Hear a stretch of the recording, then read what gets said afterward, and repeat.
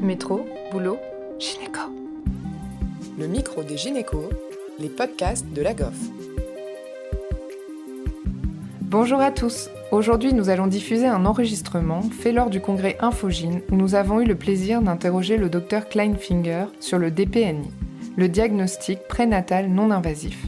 Le Dr Kleinfinger est cytogénéticienne. Elle travaille au laboratoire CERBA à Saint-Ouen et est rattachée au centre de diagnostic anténatal du centre hospitalier de Pontoise en région parisienne.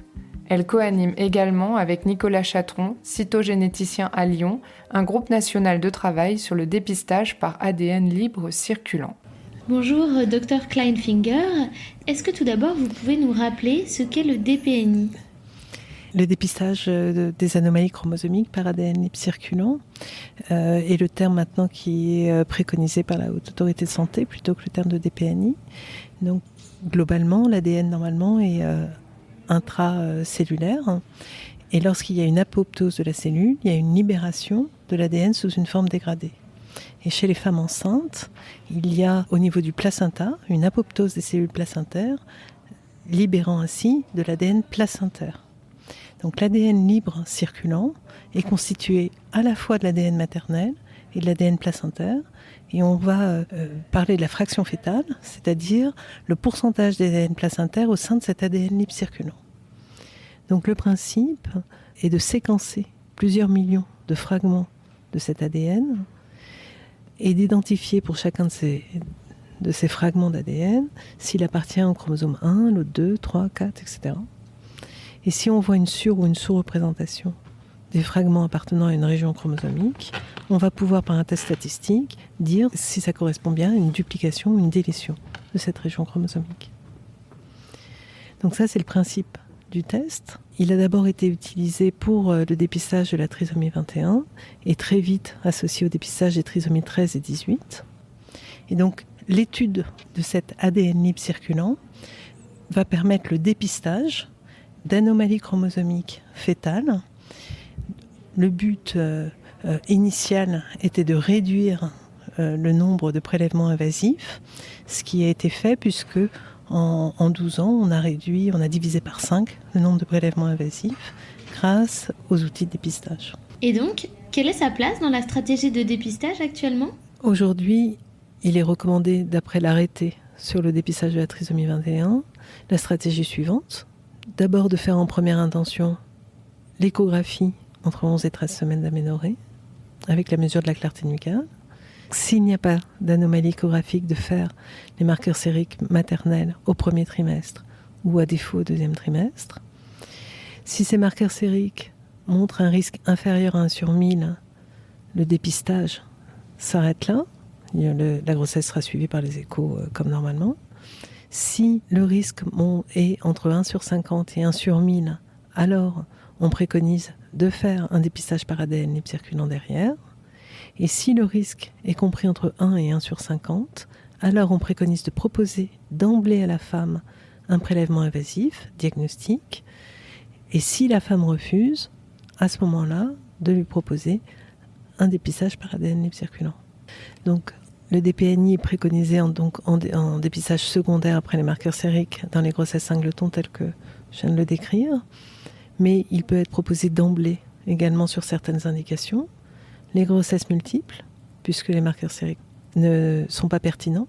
Les antécédents de trisomie 21 lors de grossesses précédentes, ou les couples porteurs d'une anomalie chromosomique à type de translocation robertsonienne impliquant soit un chromosome 21, soit un chromosome 13. Et concernant la fraction fœtale, est-ce qu'il y a un taux minimal pour interpréter le test ? Il n'y a plus de taux minimal. D'accord. Nos logiciels utilisent 2 éléments pour savoir si le test est exploitable ou pas. Le premier élément est effectivement la fraction fœtale. Et le deuxième élément est le nombre total de fragments qui vont avoir été séquencés. Et plus on aura un nombre important, plus on pourra se permettre d'avoir une fraction fœtale basse et vice-versa. Plus on aura une fraction fœtale importante, plus on pourra se permettre d'avoir un nombre total de fragments séquencés bas. Et donc, le logiciel exploite ces 2 données pour savoir si le résultat est significatif ou non. Qu'est-ce que cela signifie alors lorsque le test d'ADN libre circulant revient positif ? En fait, la probabilité, lorsqu'on rend un test d'ADN positif pour une de ces trisomies, que le fœtus soit réellement porteur de la trisomie, va dépendre de la prévalence de la pathologie au départ. Donc pour la trisomie 21, lorsqu'on rend un test positif, un dépistage positif, on confirme, dans 85 à 90% des cas, chez le fœtus, on retrouve la trisomie 21. Pour la trisomie 18, qui est moins fréquente, on retrouvera la trisomie 18 chez le fœtus, lorsque le dépistage était positif, dans environ 66%. Pour la trisomie 13, qui est encore moins fréquente, on retrouvera un fœtus atteint d'une trisomie 13 dans environ 45 à 50% des cas. Donc ce sont des tests extrêmement performants. Juste à titre comparatif, ce qu'on avait avant les marqueurs sériques, on ne retrouvait une anomalie que dans 4 à 5%. Et depuis récemment, ce dépistage s'est étendu à d'autres anomalies. Est-ce que vous pouvez nous en parler ?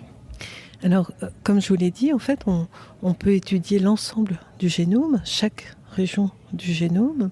Et actuellement, en France, on peut proposer un dépistage qui pourrait intéresser l'ensemble des régions chromosomiques, supérieur à 7 mégabases. 7 mégabases, c'est à peu près la résolution d'un karyotype. D'accord ? En pensant que les tests diagnostiques qu'on utilise, les puces à ADN en général, ont une résolution de 1 mégabase. Donc sont beaucoup plus petites. Mais à la résolution d'un karyotype, on peut maintenant utiliser ça. La question qui s'est posée avant de s'engager sur ce dépistage plus étendu était de savoir est-ce que ces anomalies sont suffisamment fréquentes pour que ça vaille la peine de s'engager sur un dépistage, c'est-à-dire est-ce qu'on ne va pas se mettre à générer plein de prélèvements invasifs avec une valeur prédictive positive dans les chaussettes, très rare. Alors pour bien comprendre les enjeux, il faut comprendre ce qu'est la valeur prédictive positive d'un test de dépistage. Donc en fait, on est habitué à gérer des données comme la sensibilité, c'est-à-dire un groupe artefactuel ou construit de sujets malades et de savoir le nombre de tests positifs dans ce groupe-là. On est habitué à gérer la spécificité, un groupe construit de sujets sains avec le nombre de tests négatifs. Voilà.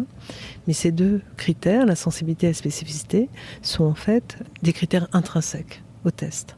Ce qui intéresse les cliniciens, ce n'est pas du tout la sensibilité et la spécificité, mais la valeur prédictive positive. C'est-à-dire que quand moi je rends un test positif, quelle est la probabilité pour que le fœtus soit réellement atteint. Et cette valeur prédictive positive, elle dépend évidemment du caractéristique du test, d'ailleurs sa sensibilité et sa spécificité, mais dépend aussi de la prévalence de la pathologie dans la population. Donc, ceci explique pourquoi les valeurs prédictives positives sont différentes pour la trisomie 21, 18 et 13. Donc, quand on s'est intéressé aux autres anomalies chromosomiques, on s'est quand même posé la question de savoir est-ce que la valeur prédictive positive va être suffisamment élevée au regard de la prévalence faible de ces autres anomalies chromosomiques. En fait, lorsqu'on regarde, on peut voir que la prévalence de ces autres anomalies chromosomiques n'est premièrement pas si faible, de l'ordre de 1 sur 1000 dans la population générale, et que la deuxième chose, c'est que leur prévalence augmente avec le risque des marqueurs sériques. C'est-à-dire que les marqueurs sériques ne dépistent pas que de la trisomie 21. Lorsque le risque des marqueurs sériques augmente, le risque de ces autres anomalies chromosomiques augmente. Donc, dans la population qui nous intéresse, c'est-à-dire avec des marqueurs sériques entre 1 sur 50 et 1 sur 1000, en fait, la prévalence des anomalies chromosomiques autres serait de l'ordre de 0,37%, d'après l'article de l'INQUIS en 2018. Donc, ça n'est plus du tout négligeable, et du coup, ça nous permet d'espérer des valeurs prédictives positives de l'ordre de 22%. Ces valeurs prédictives positives seront d'autant plus importantes que ces autres anomalies chromosomiques seront d'autant plus fréquentes dans la population. C'est pour ça qu'on a dressé, le groupe de travail des cytogénéticiens français, une liste d'anomalies chromosomiques pour lequel on jugeait le dépistage pertinent au regard de nos connaissances en cytogénétique, c'est-à-dire du risque pour le fœtus soit d'être porteur, soit le risque pour le placenta, si le placenta en est porteur, d'avoir des conséquences sur le fœtus. Cette liste comprend de façon consensuelle les trisomies 16, 22, 8, 9, 2, 14 et 15 à cause du risque de trisomie uniparentale, et de façon non consensuelle, parce qu'il reste un certain nombre de questions, des anomalies de structure déséquilibrée des chromosomes, c'est-à-dire des gros fragments de plus de 7 mégabases, soit en délétion, soit en duplication. Juste, est-ce que vous pouvez préciser ce qu'est la dysomie uniparentale ? Oui, bien sûr. Donc en fait, le mécanisme est le suivant. Au départ, on a un zygote qui présente une trisomie. Si la trisomie n'est pas viable, on va aboutir à une fausse couche. Mais ce qui peut se produire parfois, c'est une correction de cette trisomie avec éviction pure et simple d'un des chromosomes en trop. Et dans un tiers des cas, cette éviction pure et simple fait que les 2 chromosomes restants ont la même origine parentale, soit maternelle, soit paternelle. Et ça, pour certains chromosomes, c'est pathogène. En particulier les chromosomes 14 et 15. Avec pour le chromosome 15, responsable du syndrome de Willy-Prader et les syndromes d'Angelman, qui sont peut-être plus connus. Et concernant les autres anomalies recherchées, quelles conséquences elles ont pour le fœtus ? Alors, elles sont responsables d'un syndrome chromosomique, associant déficience intellectuelle, plus ou moins syndrome malformatif, plus ou moins syndrome dysmorphique. Le dépistage, c'est centré en fait sur des remaniements chromosomiques suffisamment gros pour être associé, sauf histoire de chasse, à un pronostic péjoratif. Est-ce que cela veut dire qu'on serait passé à côté en échographie si on n'avait pas eu accès à ce moyen de dépistage ? En France, actuellement, 60% des anomalies chromosomiques autres que 13, 18, 21 sont diagnostiquées sur des signes échographiques. Ce qui veut dire que, pour la plupart d'entre eux, ils sont diagnostiqués au 2e trimestre de la grossesse. Donc, l'avantage d'un dépistage par ADN libre circulant permettrait un dépistage au 1er trimestre de la grossesse, c'est-à-dire bien plus précoce. Ça, c'est pour le moins. Mais ça, on ne peut pas exclure non plus que ce nouveau test permettrait de dépister des anomalies qui n'étaient pas dépistables par l'échographie jusqu'à présent. Donc, au moins, on pourra dépister plus précocement et peut-être on pourra en dépister plus. Et donc là, à l'heure actuelle, ce dépistage étendu est proposé à toutes les personnes qui entrent dans le cadre du dépistage par ADN libre circulant. Alors, chaque patiente qui bénéficie d'un dépistage par ADN libre circulant peut demander à avoir soit un dépistage des trisomies 13, 18, 21, soit un dépistage 13, 18, 21 et autres anomalies étendues. Mais dans les grossesses gémellaires, il n'est pas encore validé. Absolument, sauf dans les grossesses gémellaires, parce que les performances du test ne sont pas connues. Et alors, comment vous expliquez simplement ce test avec cette recherche étendue aux patientes qui viennent pour un dépistage de la trisomie 21 ? Alors en fait, je suis persuadée que les femmes qui viennent pour un dépistage de la trisomie 21 ne viennent pas pour un dépistage de la trisomie 21, mais viennent pour un dépistage des anomalies chromosomiques, de mauvais pronostics. Donc lorsqu'elles viennent pour le dépistage, on peut leur dire que la trisomie 21 représente environ la moitié des anomalies chromosomiques de mauvais pronostics, qu'il en existe d'autres, qu'aujourd'hui on peut leur proposer un dépistage à la fois de la trisomie 21, mais de ces autres anomalies chromosomiques, en tout cas les plus répandues. Le dépistage ne concerne que des anomalies qui sont associées à un mauvais pronostic, à savoir une déficience intellectuelle, plus ou moins syndrome dysmorphique, plus ou moins syndrome malformatif. Que si le dépistage revient positif pour une anomalie chromosomique, le risque que le fœtus soit vraiment porteur de cette anomalie dépend de l'anomalie chromosomique pour laquelle il revient positif, et que, à titre d'exemple, pour la trisomie 21, le risque que le fœtus soit vraiment atteint est de l'ordre de 85 à 90% des cas, mais que pour d'autres anomalies, c'est beaucoup plus rare, et que de toute façon, on en reparlera s'il revenait positif pour ces autres anomalies.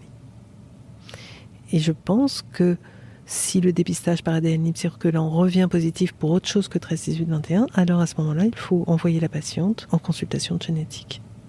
Oui, puisque de toute façon, ce n'est qu'un dépistage et que derrière, il faudra le confirmer par un prélèvement invasif. Alors c'est absolument essentiel. Si jamais le dépistage revient positif pour la trisomie 21, en fonction du terme de la grossesse, on pourra confirmer soit sur liquide amniotique, soit éventuellement sur biopsie trophoblasme, même si le liquide amniotique est mieux. Pour les autres anomalies chromosomiques, à cause du risque de mosaïque confinée au placenta, il faut impérativement confirmer sur un liquide amniotique. et non pas sur une biopsie de trophoblaste.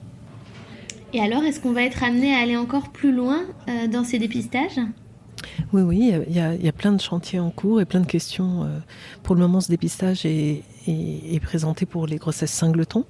On n'a aucune idée en fait, de l'efficacité, des performances du dépistage sur les grossesses multiples. Il va falloir travailler là-dessus. La deuxième chose, c'est que aujourd'hui, on ne dépiste que les anomalies supérieures à 7 mégabases, comme je vous le disais. Nul doute qu'un jour, on aura la possibilité de dépister des anomalies plus petites. Il faudra réfléchir en termes éthiques. Parce qu'à partir du moment où on a des anomalies plus petites, on risque d'avoir des anomalies dont le pronostic est moins clair. Donc il faudra voir ça. Et puis, est-ce que c'est intéressant aussi de dépister des anomalies qui ne seraient pas chez le fœtus, mais dans le placenta ? C'est-à-dire que, est-ce qu'un placenta présentant une anomalie chromosomique va être responsable d'une insuffisance placentaire, ou en tout cas d'un dysfonctionnement placentaire ? Aujourd'hui, ce n'est prouvé que pour la trisomie 16, mais pourquoi pas s'intéresser pour les autres trisomies ? Est-ce qu'elles auraient également des conséquences ? Donc il y a encore beaucoup de questions à se poser. C'est très intéressant en tout cas toute cette recherche. Merci Dr Kleinfinger pour votre intervention. Merci au Dr Kleinfinger et à Léa Descourvillières pour cette interview enregistrée sur le congrès Infogine dans le studio de la 19 Agency. Merci à tous de nous avoir écoutés aujourd'hui. Rendez-vous la semaine prochaine pour un nouvel épisode. Vous retrouverez toutes les ressources et références de ce podcast dans la description. Et surtout, n'hésitez pas à vous abonner à la chaîne, à lui accorder 5 étoiles, voire même à en parler autour de vous. Métro, boulot, gynéco.